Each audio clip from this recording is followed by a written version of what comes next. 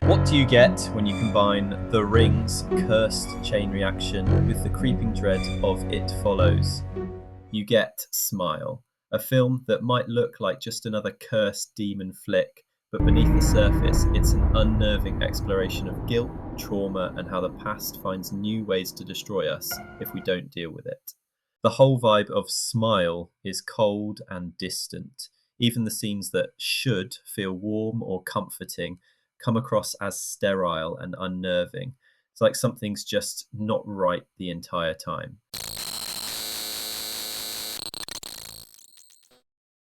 Released in 2022 and directed by Parker Finn, Smile follows the story of Dr. Rose Cotter, a trauma therapist who finds herself caught in the grip of something she can't explain or escape, a curse that begins after she witnesses one of her patients die by suicide in front of her, smiling.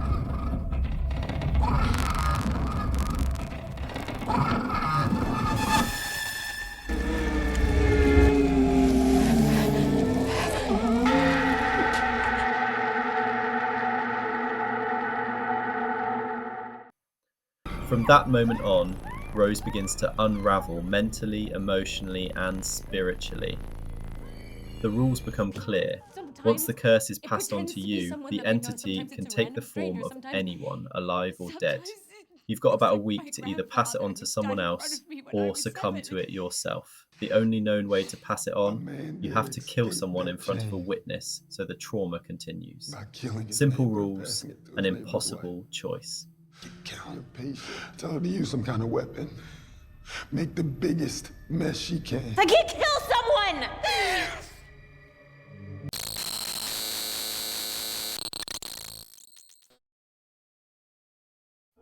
From the very first scene, there's an oppressive tension, not the loud, chaotic kind, but the quiet dread that creeps under your skin.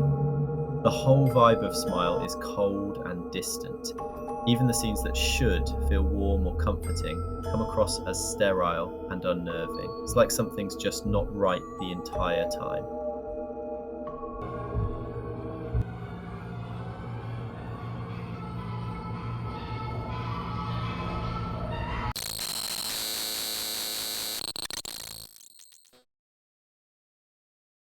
Let's talk about how the film uses visuals to mirror Rose's descent. There are several upside-down shots throughout the movie, and they're more than just stylish flourishes. They symbolize a world flipped on its head. Reality no longer makes sense. These shots cue us that Rose's inner world, her grip on reality, is crumbling. It's a visual metaphor for how trauma distorts perception. The camera moves slowly, deliberately. It pans through empty rooms, hovers behind corners, and follows Rose as if something is always watching her. These shots build anticipation.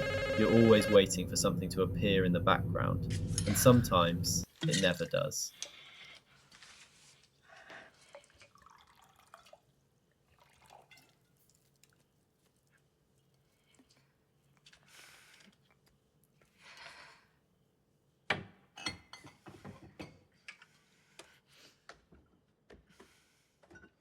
This technique is lifted straight from the best of modern horror. God. Think It Follows, where you're constantly Just walked in scanning the the room, it's frame, right there. or Hereditary, It's here? where figures lurk in shadows there. and corners, half Jay, seen. That kind of what do you horror see? doesn't jump out at you, it creeps, and Smile uses it to maximum effect.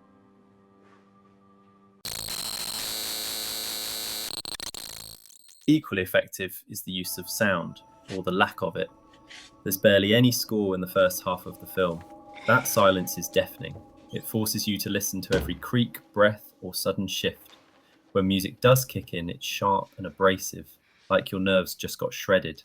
Even the sound design reinforces the feeling of psychological decay. Rose's phone alerts become overwhelming, conversations echo weirdly, and ambient noises bleed into scenes unnaturally. It's all designed to pull you deeper into her disorientated state of mind.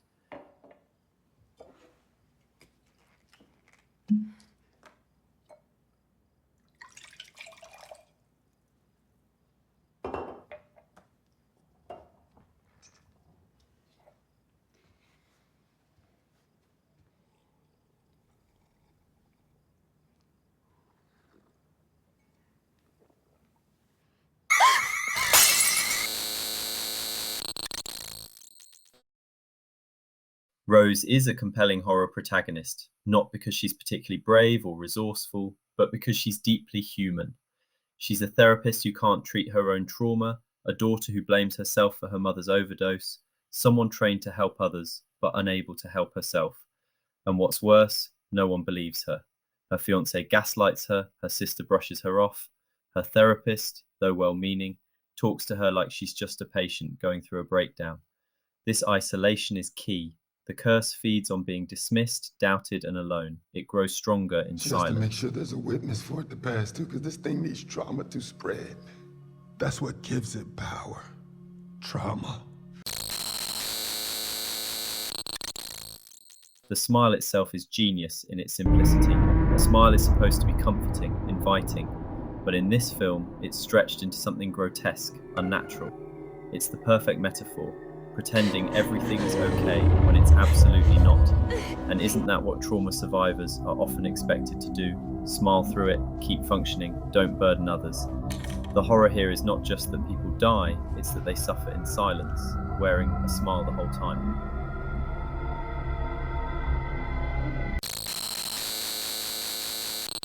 The first half of the film is all about subtle dread. The second half turns up the heat.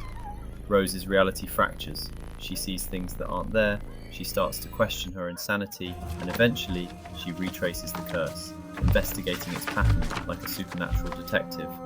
But it all leads her back to one place, her childhood home, the source of everything. The final act takes place in the house where Rose's mother died, by overdose, while young Rose stood frozen on the other side of the door. That moment has defined her entire life, and now the entity uses it as a weapon. What starts as a hallucination of closure, a warm apology from her mother, rapidly turns into a grotesque transformation. Her mother becomes a towering, monstrous creature, grotesquely crawling after her, like a nightmare made real. It's not subtle, it's trauma personified. Rose sets the creature and the house on fire. We think she's won. We see her arrive at Joel's house, exhausted, finally free. Or is she? It was all a hallucination. The fire never happened. The curse never left. Joel arrives at the real house and finds Rose there, still possessed, still smiling. The entity enters her, and as Joel watches helplessly as Rose sets herself on fire, it's a brutal end. And a chilling statement about cycles of trauma. Because now Joel has witnessed it. The curse has a new host.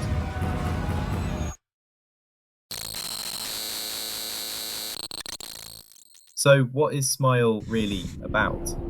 Yes, it's a cursed entity film on the surface, but at its core, this is a story about untreated trauma, how it festers, isolates, and eventually destroys you from the inside.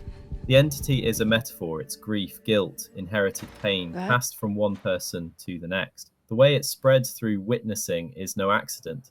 It's a commentary on how trauma is contagious. When we see someone else's pain, we carry a piece of it. And Smile doesn't shy away from how society handles mental health. The casual stigma, the jokes, the disbelief, it all mirrors how real people are dismissed every day. Thing here. Right, but she was a head case, yeah? I'm sorry, a head case? The question I the think we're film just trying to quietly get your asks opinion is, of her what mental if the state? real curse is not the demon, but the silence around mental illness? Smile uses horror not just to scare us, but to say something meaningful. It's about what we carry and what happens when we're forced to finally face it.